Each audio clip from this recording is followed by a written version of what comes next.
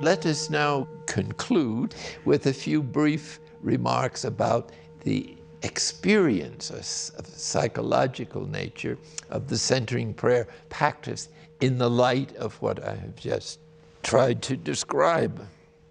Well, suppose you're doing centering prayer as a practice and you've done it for 2 or 3 years. What is this going to feel like in your relationship to God and yourself, to other people, and to the cosmos? It's not going to remain the same.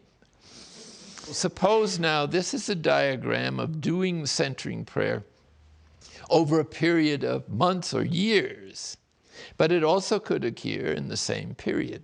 So let us say we start here introducing the sacred symbol, the sacred word, or the sacred glance, or sacred breath, all of which are also possibilities of expressing as a gesture the intent to consent to God's presence and action. So this is about consenting to God's action in a special way. So the first action that we notice as we deal with fewer and fewer thoughts floating down the stream of consciousness, it might be recognized as the second moment, or the first moment after we start, which is the experience of a certain peace or rest or calmness, or the quieting down of certain emotional states we might have suffered from. So it can be a sense of God's presence, or it simply can be a sense that we're not interested in other thoughts, and that we are able to sustain the general loving attentiveness towards the divine presence. Well, as a result of that rest, even though it's not free of thoughts or some maybe passing emotions that are attractive or repulsive, as the case may be, it's not sheer emptiness, and it's not a state of pure consciousness, which hopefully may begin to emerge after more time. But the rest is still greater than that you find in sleep. And the result is that it begins to work on the unconscious and loosens up the weeds, you might say, or the soil around the emotional weeds of a lifetime that ordinary sleep has never been able to touch, or that a certain amount of therapy or exposure to self-help groups hasn't quite done. Well, this process is based on the divine therapy, that the whole purpose of becoming aware of the dark side of one's personality, or the underbelly of one's spiritual journey, is to have it healed, and that there's somebody there who's going to do this. And whether you conceive of it as energy or health or kundalini or something else, in the Christian perspective, of course, this is the personal love of the divine person who identified, make it personal, with my loneliness, fragility, separate self-sense, fear of death, or all the other things that are characteristic of the false self, separate from this process of the divine therapy. So what happens then is, as the rest is, something might be added in here, which could be the third moment, and that would be when one begins to feel a little uneasiness. You're about to find out something important, you don't know quite what it is. And in other words, the fact that there's some material there stuck in you, it's, we'll put it in massage therapy. The massage is sticking his fingers, masseuse, into your body every now and then, and suddenly it hits a really sore place. Well, then you begin to see something's a little screwy there. What is the body housing there? Fascinating thing about the trauma or repressed material is that it goes into the unconscious just as it is, just as you experienced at 1, 2, 3, or 4. Hence, with the fear of it, of it happening again. And that's what is coded apparently in the nervous system and the musculature and so. So there's a resistance to see it that is chronological, that is to say, you've grown up now, maybe 20 years later. The same concerns would not necessarily go off in the same situation. You don't know that. So all you feel is, well, what's this going to feel like? And maybe I just assumed the masseuse would take his elbow out of my stomach.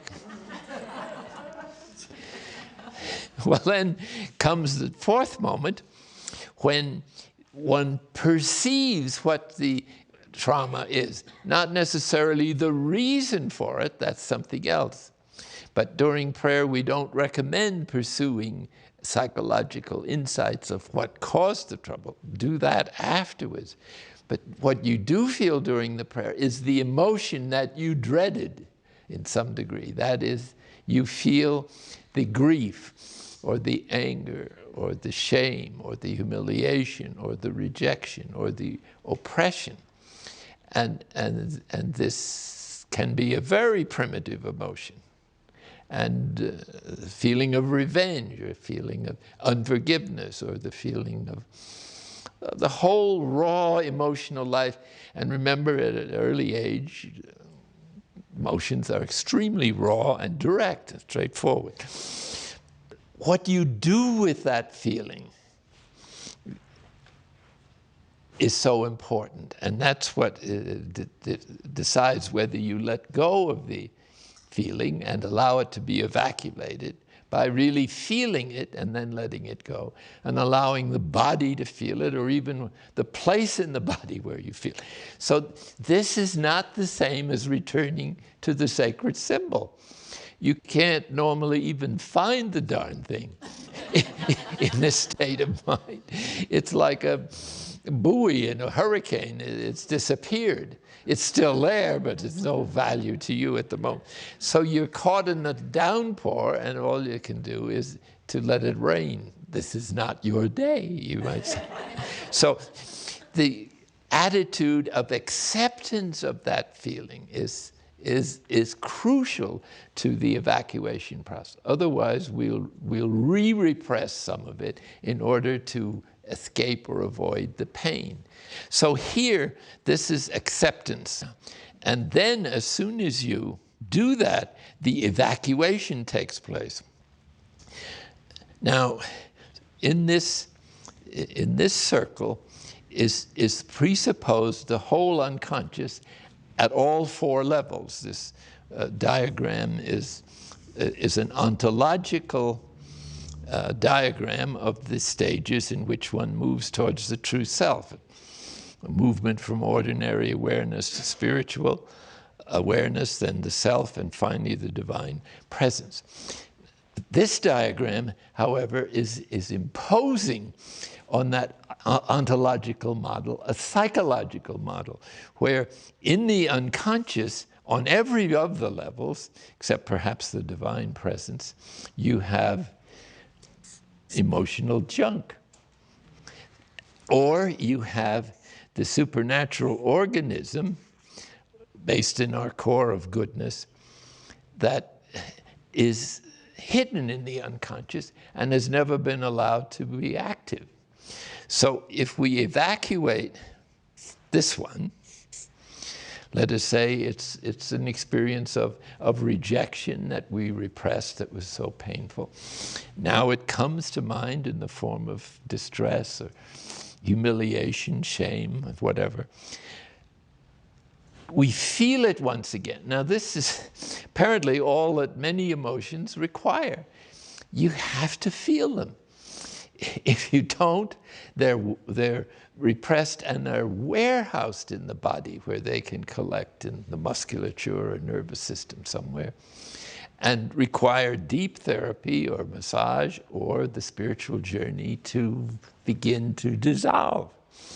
So as a result of this rest, without having done anything except rest, the defense mechanisms of the psyche have gone down. The addictive process has been trumped, for the moment at least, and the body feels permission to get rid of stuff it should never been there in the first place. So this is an evacuation process, a psychological sweat, you might say, or whatever other form of evacuation you prefer to think of. So once that's gone, what happens is that the spirit rushes into that empty place, or the positive energies of the body, and fills it up with the results of our capacity for human health. And this capacity can't be underestimated. We don't even know the possible energies of the body. If we could plug into them, we don't know the possible energies of corporate entities in the spiritual world that can join forces to help us and so forth. So that means that as you negotiate this circle, you get rid of chunks of emotional gunk that has been sitting there for years. Naturally, you feel like you're vomiting. But that's the best cure for something you've never digested, whether it's food or psychological experiences. At the same time, this begins to be activated, and so you might even conceive of these positive energies of faith, hope, and love, and the gifts and fruits of the Spirit replacing the negative energy. So when you come back to start the prayer again, having evacuated emotional junk that shouldn't have been there in the first place, you start the program closer to the center. And you go through the same process again, or over many periods of prayer. And so this whole unconscious area is renewed and healed and recovered in its positive elements and evacuates the junk of a lifetime. And so one begins to move closer and closer to the center. So the true self begins to manifest its symptoms. And finally, when you've done this long enough, you may come to the bottom of the junk. And there's no more left. So where are you? Divine union, I suppose. What else? Where else would you be?